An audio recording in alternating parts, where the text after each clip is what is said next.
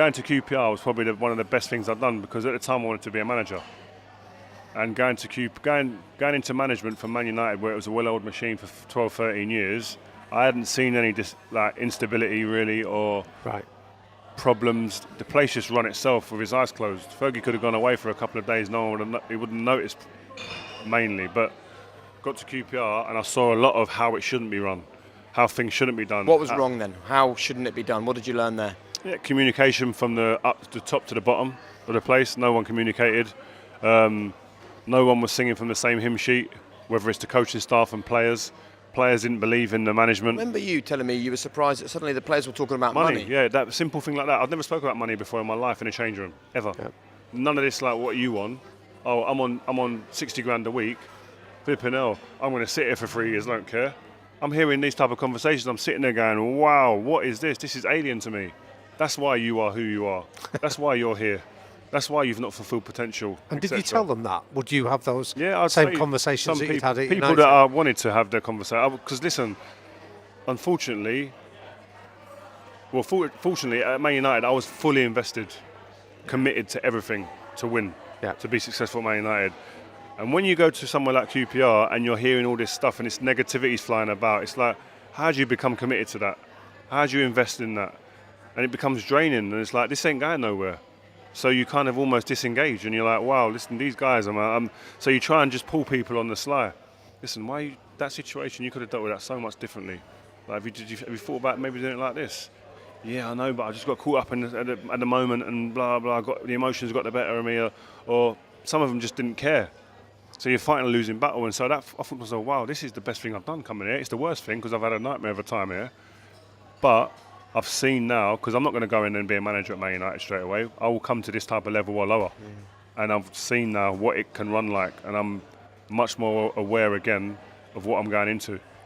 And did that put you off going into management, or tempt you to do that? I still wanted to, and obviously the situation that happened off the field with me in my private life determined that I wasn't going to go into management, and I won't go into management. So, but that whet my appetite even more. I'm filled with more.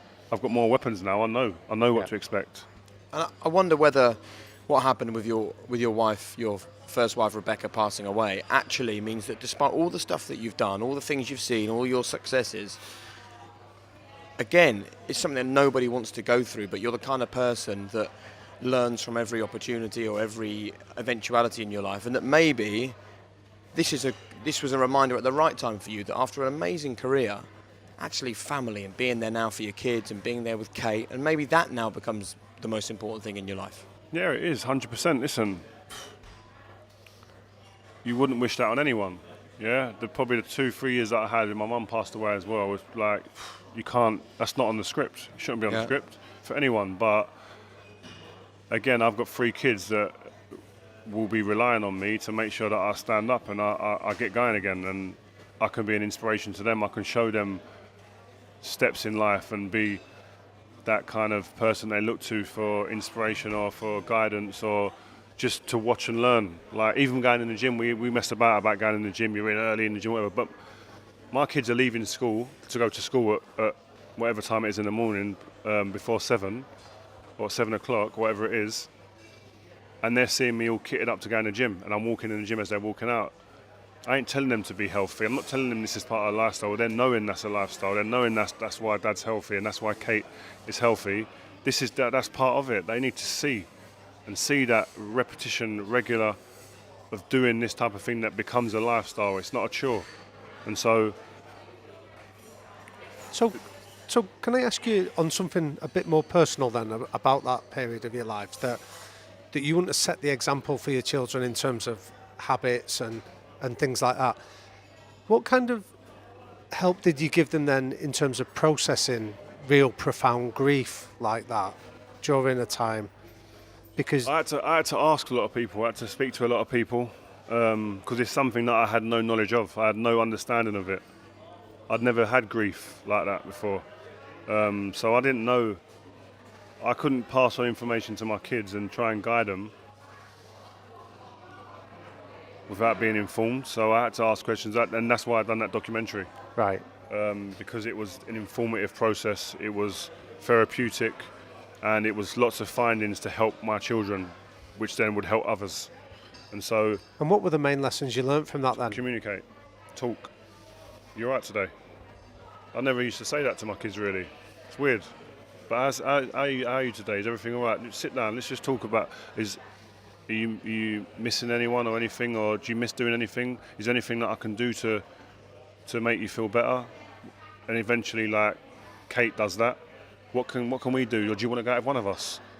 Tia, do you just want to go out with Kate and spend time with just you and Kate? Yeah, I'd love to do that. But so having them moments of communicating and making the kids part of that understanding and that process was huge, because communicating with my children, as much as I was an unbelievable communicator in a changing room, I weren't a great communicator emotionally. Or at home. I wasn't. And again, I don't wish this to be crass, because that's something deeply personal, but do you think if you'd have had the ability to ask people that, are you okay, how are you getting on, in the dressing room, that dressing room environment could have been even stronger or even better? Yeah, like, I think I could have probably helped someone like Anderson more if I was a bit softer. Anderson had unbelievable talent. I see him play against Steven Gerrard and Cesc Fabregas in his early days. He was unplayable, but he couldn't maintain that, and there were different reasons I won't go into, but there were different reasons why. And if I wasn't so harsh or piss-taking with him to try and prick him to step out of what he was being like, and if I put my arm around him more, it might have been a difference. Listen, I might not have ever changed him, I don't know, but I maybe could have done stuff different to help, or to influence others to help, maybe.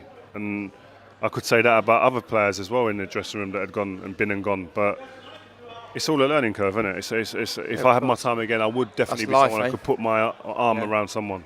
Talking of a learning curve, we're going to finish with just a few real quick-fire questions. Yep. The first one is, what advice would you give to a young Rio just starting out on life once again? What advice would I give to a young Rio? A little lanky Rio, wandering about in Peckham with his big backpack on, going to ballet.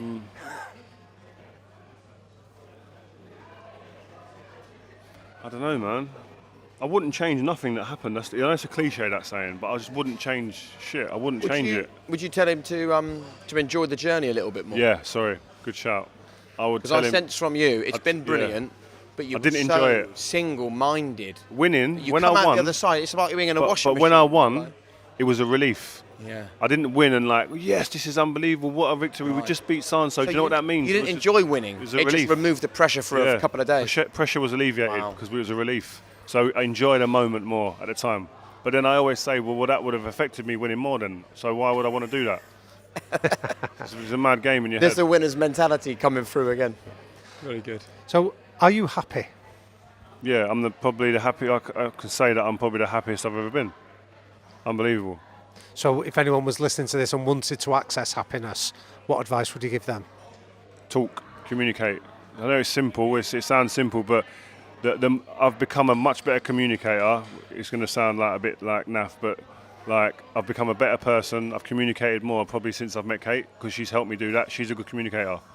And sometimes you need influence of other people to show you what, if you do adjust a little bit or tweak a little bit, that there are improvements to be made. And communicating with friends and family to sort out situations, negative situations, turn them into positives. Areas where you're not sure about certain things, talk, and you always feel lighter after. You feel better. Listen, to have sort of seen you go through that journey over the last 5 or 6 years, to hear you sit here and say you're the happiest you've ever been is absolutely wonderful. Nice one. My final question for you is, how important is legacy to you? Massive. Like I said to you earlier when we sat down, my biggest kind of goal in life now, other than family and stuff, is to, yes, you played football, you want to be appreciated for what you've done and respected for what you've done, but I want that again to be repeated in another life. Hey guys, it's Jake here. Listen, before you go, please do me just one favour. Hit subscribe. It makes such a difference to us. The more subscribers we get, then the bigger the channel becomes. The bigger the channel becomes, the bigger the names we can attract and the more impact we can have for you. So thanks for watching, and please subscribe right now.